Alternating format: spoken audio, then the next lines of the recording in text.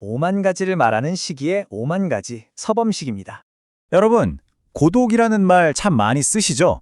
혼자 있을 때 느껴지는 그 쓸쓸한 감정, 보통 그렇게들 생각하는데요. 그런데 말이죠. 이 단어의 맨 처음 의미를 거슬러 올라가 보면 우리가 전혀 생각지도 못했던 아주 깊고 또 어떻게 보면 좀 아픈 그런 사연이 숨어 있습니다. 오늘 그 이야기 한번 제대로 파헤쳐 보겠습니다.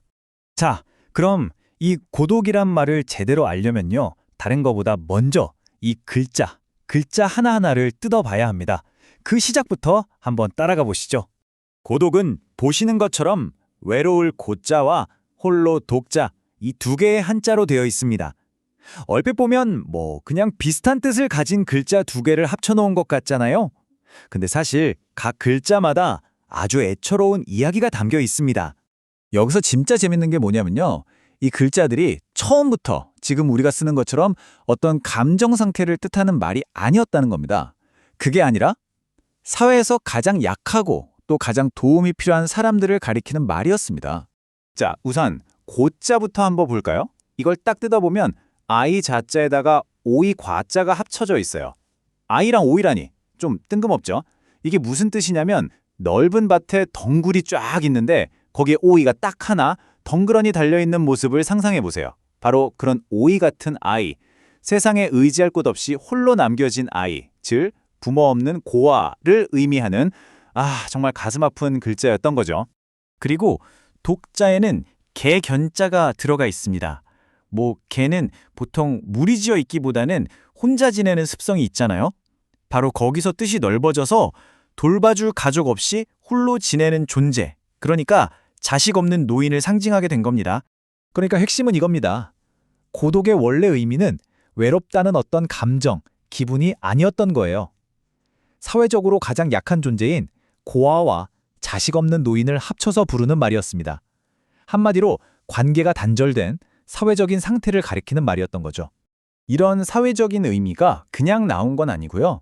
우리가 잘 아는 동양 철학의 아주 중요한 책에서 그 뿌리를 찾을 수가 있습니다. 지금으로부터 무려 2000년도 훨씬 더 전에 철학자 맹자가 나라에서 가장 먼저 최우선으로 돌봐야 할 사람들이 누구인지 정의하기 위해서 바로 이 개념을 썼습니다. 이들을 천하에서 가장 공궁해서 기댈 곳조차 없는 백성들이다 이렇게 불렀어요.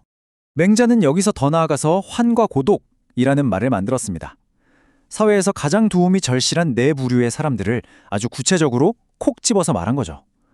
늙어서 아내가 없는 호라비, 남편 없는 과부, 어려서 부모가 없는 고아, 그리고 늙어서 자식이 없는 노인. 이건 사실상 나라가 이들을 가장 먼저 책임지고 보호해야 한다는 아주 오래된 사회복지의 기본 원칙을 세운 거나 마찬가지였습니다.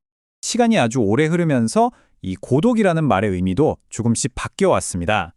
특정 사람들을 가리키는 말에서 점차 한 개인의 내면 상태를 표현하는 말로 변해온 거죠.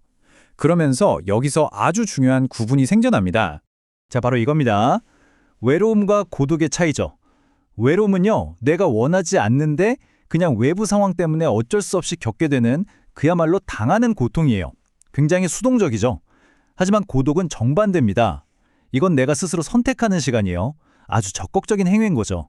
나 혼자만의 시간이 좀 필요해 하면서 자기 안을 깊숙이 들여다보고 성찰하고 이걸 발판 삼아서 오히려 한 단계 더 성장하는 그런 창조적인 시간으로 만드는 것. 이게 바로 고독입니다. 맞습니다. 결국 혼자 있는 시간을 어떻게 쓰느냐 여기에 따라서 고통스러운 외로움이 될 수도 있고 아주 생산적인 고독이 될 수도 있는 겁니다. 온전히 나 자신과 마주하고 내 주변을 차분히 돌아보면서 내면을 더 단단하게 만드는 시간. 이걸 바로 고독의 기술이라고 부를 수 있겠죠. 그래서 이렇게 모든 것이 정신없이 연결된 현대사회에서는요. 역설적으로 스스로 선택하는 이 고독이 우리에게 정말로 꼭 필요한 아주 강력한 힘이자 기술이 됐습니다. 이제 고독을 즐긴다는 건요. 그냥 외롭게 지낸다는 뜻이 전혀 아닙니다. 오히려 수많은 관계 속에서 잠시 잊고 지냈던 진짜 나 자신과 만나는 시간을 갖는다는 그런 의미가 된 거죠. 위대한 화가 빈센트 반 고흐도 비슷한 말을 남겼습니다. 고독이라는 게 우리에게서 뭔가를 빼앗아가는 게 아니라 오히려 우리 자신을 위해 무언가를 창조하게 만드는 힘을 준다고 말이죠. 혼자 있는 그 시간이 어쩌면 우리 인생의 가장 위대한 성취가 시작되는 바로 그 순간이 될 수 있다는 걸 알려주는 말 같습니다. 잠시 멈춰서 생각해보게 되네요. 여러분이 보내는 혼자인 시간은 외로움에 더 가깝나요? 아니면 고독에 더 가깝나요? 이 질문에 대한 답을 찾아가는 과정이 여러분의 삶을 더 풍요롭게 만드는 좋은 실마리가 되기를 바랍니다. 지금까지 시기의 5만 가지 서범식이었습니다. 끝까지 시청해 주셔서 감사합니다.